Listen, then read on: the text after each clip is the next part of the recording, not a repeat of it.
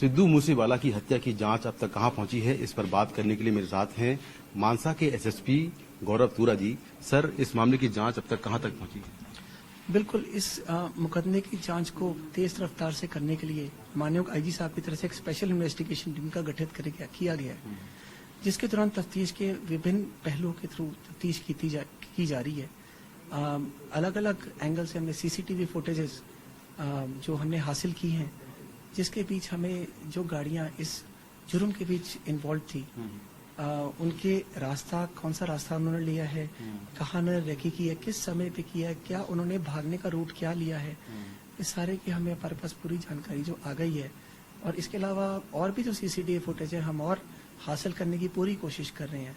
इसके अलावा 3 गाड़ियां इस मुकदमे में हमारी तरफ से बरामद की गई हैं। 2 गाड़ियां जो कि करोला और बोलेरो, जो कि इस जुर्म के अंदर जो शामिल थी, वो बरामद कर ली गई, जिससे हमें काफी अहम सुराग मिले हैं।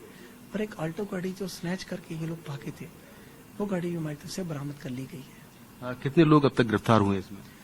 इस मुकदमे में 2 लोग प्रोडक्शन वारंट पे लेके आए हैं हम लोग, जो कि हार्डन क्रिमिनल्स है और लॉरेंस बिश्नोई गैंग का पार्ट है।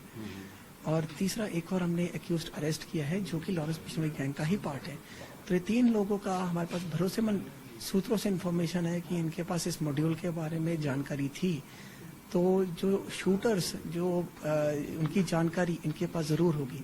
तो अभी ये हमारे पास प्रोडक्शन वारंट पे और अरेस्ट पे हमने इनका वारंट लिया हुआ है, पुलिस रिमांड लिया हुआ है। तो उनसे डिटेल में पूछताछ की जा रही है। जो 3 लोग पकड़े गए हैं, इसमें किसका क्या रोल है? जी, इस स्टेज पे अभी कहना मेरे लिए मुश्किल होगा। बाकी जैसे कि मैंने पहले ही बताया, लॉरेंस बिश्नोई गैंग के ही मेंबर्स हैं ये लोग, तो इनको इस मॉड्यूल के बारे में पता था। जैसा आपने कहा कि 3 गाड़ियों का प्रयोग किया गया, कुल कितने शूटर वहां पर आए थे और फिर कहां से आए और कहां से भागे ये लोग? इस जुर्म में 2 गाड़ियों का प्रयोग किया गया है, करोला और बोलेरो। और एक अनुमान है कि 6 से 7 शूटर्स इसमें दोनों गाड़ियों में मिला के जो हो सकते हैं। जो ऑल्टो कार है वो स्नैच की गई थी क्राइम के बाद में। करोला गाड़ी को छोड़ा गया और ऑल्टो में वो लोग बैठ के चले गए? ऑल्टो में बैठ के गए, बिल्कुल ठीक। अच्छा, दूसरा ये है कि ये भी जानकारी मिली है कि जो शूटर्स थे वो पहले से सिद्धू मूसेवाला घर के बाहर रखी कर रहे थे। शायद करोला गाड़ी भी पहले कई बार वहां पर आई थी। इसके बारे में क्या कहना है आपका?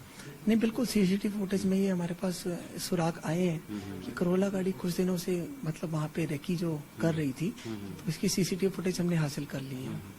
हत्याकांड में सर किस तरह के वेपन का इस्तेमाल किया गया? अलग अलग वेपन थे, किस तरह के वेपन थे वो?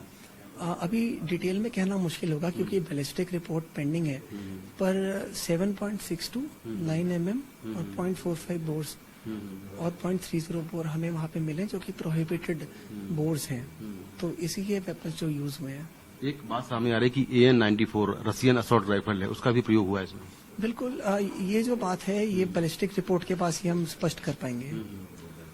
जो शूटर्स हैं, क्या सबकी पहचान हो गई है? अभी सबकी पहचान नहीं हुई है, पर काफी हद तक हमें जो शूटर्स हैं वो क्लियर हो गए हैं और उस पे हम काम कर रहे हैं। लॉरेंस बिश्नोई ने क्लेम किया है कि ये हत्या उसने करवाई है, साथ में गोली वरार ने भी क्लेम किया है।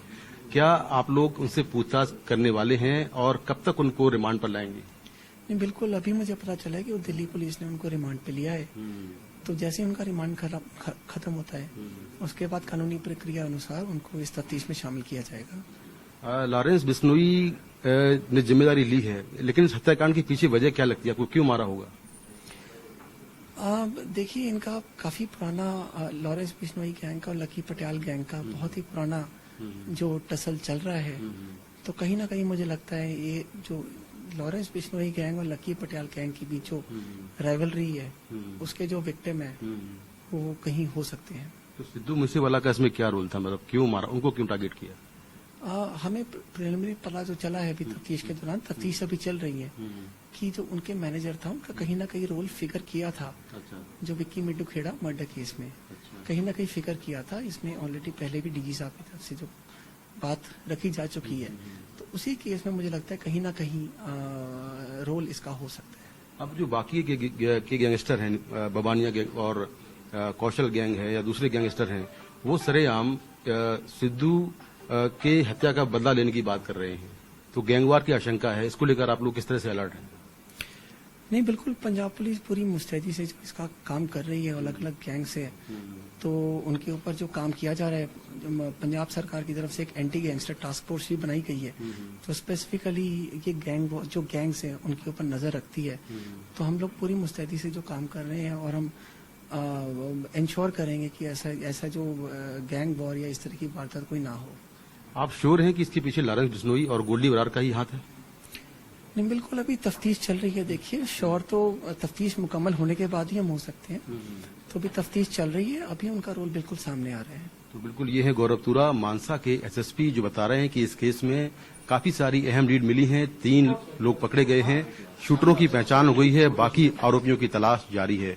मानसा से कैमरामैन अश्विनी मेहरा के साथ मैं मुकेश सिंह, एनडीटीवी इंडिया।